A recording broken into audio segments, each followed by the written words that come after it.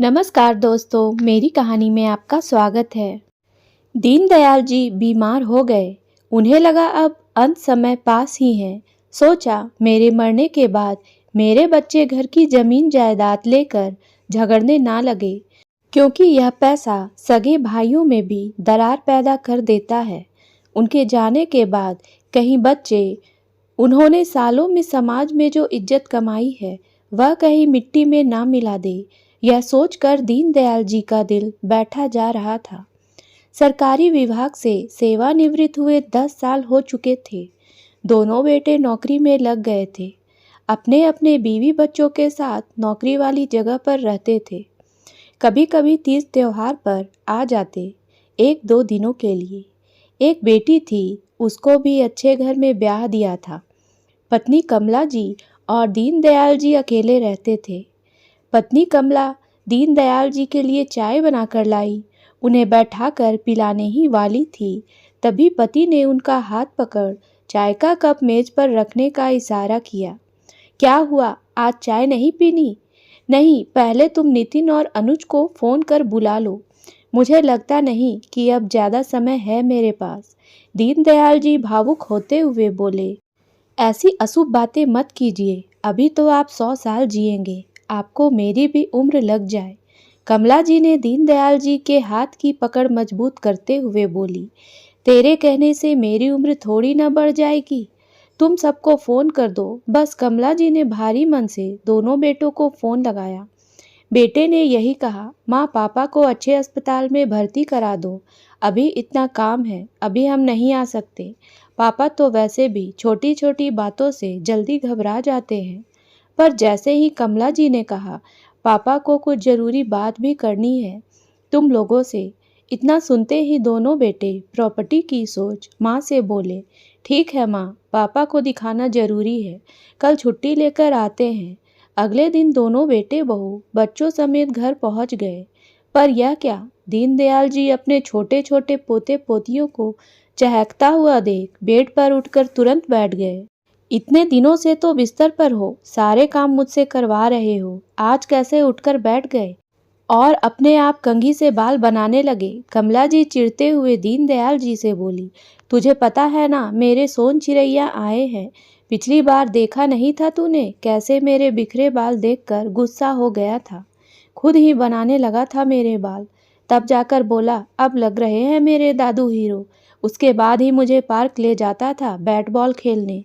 दोनों बेटे बहू और पोतों ने दीनदयाल जी और कमला जी के पैर छुए। दोनों पोतियों ने नमस्ते किया। चहकता हुआ 5 साल का बिट्टू दादू की गोद में उनकी गर्दन से चिपक कर बैठ गया। दीनदयाल जी उसे दुलारने पुचकारने लगे, ए बिट्टू, यह क्या कर रहा है? तुझे बताया था ना दादू की तबीयत ठीक नहीं है, जा उनकी गोद से यहाँ सोफे पर जा। बड़ा बेटा नितिन अपने बेटे को डांटता हुआ बोला, नहीं नहीं, मैं कोई बीमार नहीं हूँ, मेरे बच्चे आ गए हैं, अब मैं बिल्कुल ठीक हो जाऊँगा। छोटा बेटा अनुज बोला, यह सही बात है पापा, असल से ब्याज प्यारा होता है। ऐसा प्यार कभी हम पर दिखाया है जैसा आप बिट्टू को कर रहे हो? सभी लोग ठहाके मारकर हंसने लगे। अचानक से हंसते हंसते दीनदयाल जी की खांसी उखड़ गई। उनकी सांस फूलने लगी। कमला जी ने तुरंत पानी पिलाया। बेटों ने सहारा दे उन्हें बिस्तर पर लिटा दिया। माँ, मैं डॉक्टर को लेकर आता हूँ, नितिन बोला। नहीं रे, यह तो रोज का है। कमला, तूने छवि को फ़ोन नहीं किया, उसे नहीं बुलाया? दीनदयाल जी की जुबान लड़खड़ा रही थी। जी नहीं, मुझे लगा नितिन और अनुज से बात करनी है। तभी तपाक से बड़ी बहू रानी बोली, पापा जी, वैसे भी घर की बातों में दीदी को बुलाने की क्या ज़रूरत है? उनके अपने काम हैं। हम कैसे कैसे अपने काम छोड़कर आए हैं, हमें ही पता है। अब खामखा उन्हें क्यों परेशान करना? जो बात करनी हो आपको कर लीजिए, हम सब हैं ना। सभी बहू बेटों ने रानी की बात से हामी भरी। तभी पता नहीं कहाँ से दीनदयाल जी में इतनी ताकत आ गई। दहाड़ती हुई आवाज़ में बोले, खबरदार, अब एक शब्द भी आगे बोला तो। बहू, छवि तुम्हारी ननद है, इस घर की सबसे बड़ी बेटी है। घर के लिए लेने वाले फैसलों को जानने का उसका हक है, इसलिए उसे भी बुलाना उतना ही जरूरी है जितना तुम लोगों को। पापा जी, मैं तो बस इसलिए बोली कि दीदी को भी काम होंगे। अनुज नितिन घर की दोनों बहुएं दूसरे कमरे में गए। भैया, अब दीदी का इंतज़ार करेंगे? मुझे तो 2 दिन की छुट्टी मिली है। कब पापा अपनी बात बताएंगे? मेरा टाइम वेस्ट हो रहा है, अनुज उदास होते हुए बोला। हाँ, हम तो बहुत फ्री हैं ना, हमें तो जैसे 1 महीने की छुट्टी मिली है। तू भी कैसी बात करता है, हम भी 2 दिन की छुट्टी पर ही आए हैं। रानी, छवि दीदी कब आ रही है? तुमने फ़ोन किया? हाँ, कह रही रात तक पहुंच जाएंगी। तभी कमला जी की आवाज़ आई, नितिन सुनना जरा। दोनों बेटे आंगन में आए। उनकी दवाइयाँ खत्म हो गई है। अभी तक तो सामने वाली मीरा आंटी का बेटा ले आता था, पर अब तुम लोग आ गए हो तो ले आओ। अच्छा नहीं लगता उनसे कहना जब घर में 2-2 बेटे हैं। कमला जी दवाई का पर्चा नितिन के हाथ में थमाते हुए बोली। नितिन ने पर्चा देखा, उस पर पिछला 7,000 का बिल बना हुआ था। इतने पैसे का बिल देखकर उसने बोला, अभी सफ़र की थकान है, सर दर्द हो रहा है, तू ले आ दवाइयाँ। अनुज भी सकपका गया। वह कुछ कहने ही वाला था कि कमला जी अंदर से नितिन के हाथ में पैसे देते हुए बोली, यह ले पैसे, इतने में दवाइयाँ आ जाएंगे। तब जाकर दोनों भाइयों को सांस में सांस आई। ऐसा लगा जैसे किसी ने उनका कलेजा मांग लिया हो। माँ बाप बच्चों के लिए कुछ भी करते हैं, पर यह बच्चे। शाम के समय घर की बड़ी बेटी छवि दोनों बच्चों के साथ आ गई। आते ही पापा के गले लग गई और काफ़ी देर तक रोती रही। शिकायत करती हुई बोली, बताया क्यों नहीं पापा? इतनी तबीयत खराब कर ली आपने। भाभी, गिलास लेकर आइए, जूस लेकर आई हूँ, पापा को अपने हाथों से पिलाऊंगी। तंदुरुस्त करना है पापा को। तू मेरी फिक्र छोड़, मेरे तो पैर कब्र में रखे हैं। इतना लंबा सफ़र करके आई है, पहले चाय नाश्ता कर ले। दीनदयाल जी कपकपाते हुए बोले। बोला तो जा नहीं रहा, पहले आप जूस पीजिए, तभी मैं कुछ खाऊंगी। अपने हाथों से बिटिया रानी ने उन्हें जूस पिलाया। यह सब देखकर बेटे बहू एक दूसरे को देख इशारे करने लगे। खाना पीना खा सभी लोग अपने कमरे में चले गए। छवि बोली, मैं पापा के पास ही सोऊंगी, तू यहाँ मत सो, जा कूलर में सोना। मेरे बलगम की बदबू आती है, तेरी सोना भी तेरे बिना नहीं सोती। दीनदयाल जी बोले। तो भैया आप सो जाइए, इतने दिनों से माँ पापा का ख्याल रख रही है, अब हमें उन्हें थोड़ा आराम देना चाहिए। छवि नितिन से बोली। इतना सुन नितिन बोला, पापा मैं सो जाऊंगा आपके पास, पर अब सब लोग आ गए हैं, आपको कोई ज़रूरी बात करनी थी ना, कर लीजिए। यह सुन दीनदयाल जी ने सब बच्चों को आंगन में इकट्ठा होने को कहा। दीनदयाल जी अपनी पुरानी लकड़ी की कुर्सी पर अपना डंडा संभालते हुए बैठे। उन्होंने एक लंबी सांस ली। बोले, पता है बच्चों, तुम लोग छोटे छोटे थे तब तुम्हारी माँ की नौकरी का पत्र आया था। खुशी के मारे तुम्हारी माँ फूली नहीं समा रही थी, पर अगले ही पल जैसे ही उसने दूध मुँहे अनुज की तरफ देखा, उसे उठा सीने से लगा लिया, उस पत्र को बक्से में डाल दिया। तुम तीनों की परवरिश में हम दोनों ने बहुत ही आर्थिक तंगी का सामना किया। मेरी छोटी सी क्लर्क की नौकरी में पूरी कोशिश की कि तुम लोगों को किसी चीज़ की कमी ना हो। इसके लिए कितनी बार कमला ने अपने जेवर गिरवी रखे। किसी रिश्तेदारी में ब्याह होता तो बहाना लगा देती कि तबीयत खराब है, नहीं तो बेचारी का सबके बीच मजाक बनता। सबकी नज़रों से बचने की कोशिश करती रहती, अगर जाती भी तो। मुंह पर हाथ रखकर जमाई लेते हुए नितिन बोला, पापा इसमें क्या नई बात है? ऐसा सभी माँ बाप करते हैं अपने बच्चों के लिए। हम नहीं कर रहे क्या अपने बच्चों के लिए? पैदा किया है तो पालना तो पड़ेगा ही। हाँ पापा, भैया सही कह रहे हैं, क्यों सबका टाइम वेस्ट कर रहे हो? आपकी भी तबीयत ठीक नहीं है, अपनी ज़रूरी बात करिए, फिर हम लोग भी सोने जाएंगे। सभी सफ़र के थके हुए हैं। अनुज थोड़ा रोष में बोला। क्या बोला तू? सबका टाइम वेस्ट कर रहे हैं। जब तू 9 महीने कोख में था तब मेरा भी टाइम वेस्ट हुआ था।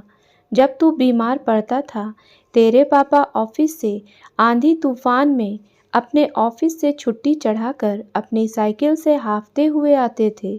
पूरी पूरी रात उसे गोद में लेकर घूमते थे। एक दिन ऐसा नहीं जाता था जब यह चैन से सो पाए हों। तब हमारा भी टाइम वेस्ट हुआ था अनुज। आज कमला जी जीवन में पहली बार अपने बेटे के विरोध में ऊंची आवाज़ में बोली थी। दूसरी तरफ छवि और दीनदयाल जी की आंखों में आंसू तैरने लगे। भैया, माँ सही कह रही है। पापा अपने मन की कुछ कहना चाहते हैं तो सुन लीजिए ना। यह हमारे माँ बाप हैं। जब हमसे बहुत दूर चले जाएंगे तो इनकी आवाज़ को भी तरसेंगे हम। दीनदयाल जी बोले, ठीक है, मैं अपनी बात पर आता हूँ। तुम लोगों का टाइम वेस्ट नहीं करूँगा। तो मेरा पहला फैसला मेरे इस घर को लेकर है। मैंने यह घर अपने पोतों के नाम किया है क्योंकि इस घर से मेरी और कमला की बहुत यादें जुड़ी हैं। मैं नहीं चाहता कि मेरी इस दुनिया से चले जाने के बाद तुम लोग इस घर को बेचकर अपनी नौकरी वाली जगह पर बस जाओ। इसी बहाने तुम लोग मेरे नाती पोते इस घर में आते जाते रहेंगे। यह क्या पापा, इतने सालों में तो घर खंडर हो जाएंगे और हम तो बेचेंगे ही ना इस घर में जब हमें रहना ही नहीं है। नितिन बोला, तो तूने पहले ही सोच लिया कि तू इसे बेचेगा। जब मैं इतने सालों तक इसे वैसे का वैसा ही संभाले रहा तो क्या तुम लोग अपनी जेब से हर साल कुछ पैसे खर्च कर इस घर की मरम्मत, रंग पुताई नहीं करा सकते? यह बाल धूप में सफ़ेद नहीं किए हैं बेटा। मुझे पता था तुम लोग ऐसा ही करोगे। मेरे पोते के लिए यह घर सोने की मुर्गी साबित होगी। मेरी जितनी भी एफडी आरडी है वह मैं कमला को दे रहा हूँ। अगर वह बीमार पड़े तो उसका अच्छे से अच्छा इलाज हो सके। अगर कमला को इन पैसों की ज़रूरत ना पड़े तो इन्हें छवि और तुम्हारे बच्चों के नाम कर सकती है। गांव का 4 कमरे का घर और खेत मेरे जाने के बाद तुम लोगों के हो जाएंगे। तुम उसे बेच नहीं सकोगे, उसका तुम्हें हलफनामा देना होगा। यह धरोहर हमारे आने वाली पीढ़ियों तक बनी रहे, यही चाहता हूँ। पापा, बाकी इस घर का सामान, सोने चांदी के जेवर और वह चौराहे वाली 2 दुकानों का तो आपने बताया नहीं। नितिन बोला। जेवर की बात सुन दोनों बहुएं दीनदयाल जी के और नज़दीक खिसक आई। कैसा जेवर? बहुओं की ज़रूरत का सब जेवर तो उन्होंने हर शादी ब्याह में कमला से पहले ही निकलवा लिए। वह पापा जी, अभी तो हमने कुछ भी नहीं लिया। अभी तो बहुत सी चीज़ें मम्मी के पास ही हैं। छोटी बहू काजल तपाक से बोली। तुम भूल गई वह दिन जब कमला के कान के झुमके टूट गए। उसे रज्जो दीदी के बेटे के ब्याह में जाना था। उसने तुझसे कितना कहा कि बहू, झुमके तुझे दिए थे वह दे दे पहनने को, पर तुम बहाने बनाती रही कि वह तेरे मायके में रखे हैं। बेचारी कमला कुछ ना कह पाई। चुपचाप आंसू बहाते हुए नकली झुमके साड़ी से ढककर पहनकर चली गई। पूरी शादी में सबसे नज़रें चुराती रही कि कहीं कोई पहचान ना ले कि यह नकली जेवर हैं।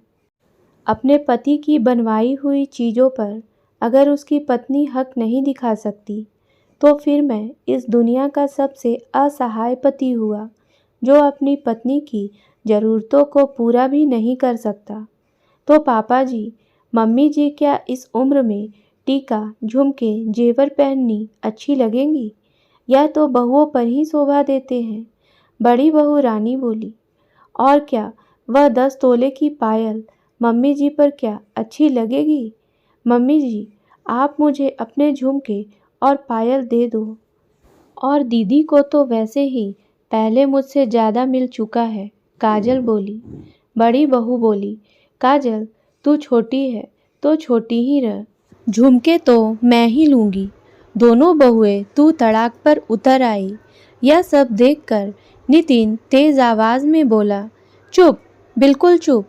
अगर अब एक भी शब्द तुम सब ने कहा, तुम्हें शर्म नहीं आई बिना हमसे पूछे माँ के गहने लेने में? अब ज़्यादा बोला तो जो भी घर की सोने की चीज़ें तुम्हें मिली है उसे वापस माँ के पास आने में समय नहीं लगेगा। नितिन और अनुज माँ पिता की ऐसी असहाय स्थिति से अवगत होकर भावुक हो गए थे। दोनों बहुएं नितिन की तेज आवाज से डर जाती है, घूंघट लंबा कर पीछे की ओर खिसक जाती है। पापा, अब जो भी जेवर माँ के पास है उसे उन्हीं के पास रहने दीजिए। मुझे नहीं पता था कि यह दोनों पहले ही माँ से सब कुछ ले चुकी हैं। नितिन सरल भाव से बोला था, पापा, मुझे भी पता नहीं था। माँ चाहे तो छवि दीदी को दे सकती हैं, क्योंकि उनकी शादी तंगी हालत में हुई थी, तब हम उन्हें कुछ दे नहीं पाए थे। मुझे इसमें कोई आपत्ति नहीं। अनुज बोला, हाँ पापा, मुझे भी कोई समस्या नहीं है। नितिन बोला, पर हमें तो है। दोनों बहुएं तपाक से बोली, हमारे आगे भी बेटी है, उसे देंगे। अगर तुम्हें आपत्ति है तो अपने अपने घर का रास्ता नाप सकती हो। अपनी बेटियों के लिए उनका बाप अभी जिंदा है, तुम्हें उनकी चिंता करने की जरूरत नहीं है। नितिन बोला, तू कैसे बात कर रहा है बहुओं से? यही सिखाया है हमने तुझे। अब दोबारा कभी हमारी बहू से इस लहजे में बात की तो समझ लेना। दीनदयाल जी दहकती आवाज़ में बोले, भैया, मुझे कुछ नहीं चाहिए। आप सबके आशीर्वाद से ससुराल में मुझे किसी चीज़ की कमी नहीं। बस आप लोग अच्छे से रहो। छवि बोली, तो मैं अब तुम लोगों का ज़्यादा समय नहीं लूँगा। रही बात दुकानों की, तो वह मैंने अपने पोतियों और नातिन के नाम की है। जब उनकी पढ़ाई या किसी भी ऐसे समय में ज़रूरत हो तो तुम लोग बिना संकोच के खर्च कर सको। यह ना सोचना कि यह तो लड़की है, इन्हें नहीं पढ़ाना ज़्यादा, समझे? इतना बोलते बोलते दीनदयाल जी की खांसी उखड़ने लगी, सांसें तेज होने लगी, फिर भी वह बोलते रहे, इस घर का सामान मेरे और कमला के बाद तुम लोग आपसी समझ से बांट लेना। पर अब उनसे बोला नहीं जा रहा था। वह जमीन पर गिरने ही वाले थे कि नितिन ने दोनों हाथों का सहारा दे दीनदयाल जी को कंधे पर ले लिया। छोटे, गाड़ी की चाबी ला। तुरंत गाड़ी में सहारा दे बैठाया। तुम दोनों, काजल और रानी, बाकी पापा की ज़रूरी सामान और दवाइयाँ लेकर बैठो। माँ, तुम बच्चों के पास रहो। क्यों परेशान हो रहा है तू? अब समय नहीं है मेरे पास। वह डॉक्टर मुझे मशीन पर डालकर लाखों रुपए बना लेंगे। दीनदयाल जी लंबी लंबी सांस लेते हुए बोलते रहे। अब आप चुप रहो पापा, इतनी सस्ती जान नहीं है आपकी। अनुज दीनदयाल जी को लेकर डॉक्टर के पास गया। डॉक्टर ने वेंटिलेटर पर लिटा दिया। बचने की उम्मीद बहुत कम थी, पर सभी बच्चों की और कमला जी की दुआओं ने रंग लाया और दीनदयाल जी ठीक हो गए। उन्हें आराम की सलाह दी गई। दोनों बेटे उन्हें गोद में उठाकर निवृत्त कराते, नहलाते। यह सब देख दीनदयाल जी और कमला जी की आंखों से आंसू स्वतः ही निकल आते। मैं ठीक हूँ, तुम लोगों को आए 1 सप्ताह हो गया। अब अपनी अपनी नौकरी पर जाओ, कमाओ, खाओ, नहीं तो कहीं तुम्हारा मालिक गुस्सा ना हो जाए। अभी आपकी हालत बिल्कुल ठीक नहीं है। आप और माँ मेरे साथ चल रहे हो। नितिन बोला। रानी भी बोली, हाँ पापा जी, बच्चे भी अपने दादी दादू के साथ रहेंगे। अनुज बोला, हाँ, हम भी पास में ही रहेंगे। वीकेंड पर आ जाया करेंगे। हाँ, यह सही है छोटे। तो पापा, अब मैं चलती हूँ। आपके बहू बेटे आपकी सेवा बहुत अच्छे से कर रहे हैं। जब ज़रूरत हो तो बता दीजिएगा। छवि डबडबाई आंखों से बोली। नितिन ने छवि के सर पर हाथ फेर दिया। दीदी, आप इतनी बड़ी हो, फिर भी छोटे बच्चों की तरह रोती हो। बच्चों का आपसी प्रेम देख दीनदयाल जी की उम्र खुद ब खुद बढ़ गई। अब वह दुनिया से निश्चिंत होकर जा सकते थे। कमला जी बोली, हमारे घर की गठरी बहुत मजबूती से बंधी है, इसे कोई खोल नहीं सकता। दीनदयाल जी को वसीयत सुनाए 10 साल हो गए और वह अब पहले से भी ज़्यादा हट्टे कट्टे और तंदुरुस्त हैं। उम्मीद है दोस्तों कहानी पसंद आई होगी, तो मेरे वीडियो को लाइक करें और मेरे चैनल को सब्सक्राइब करना ना भूलें। धन्यवाद।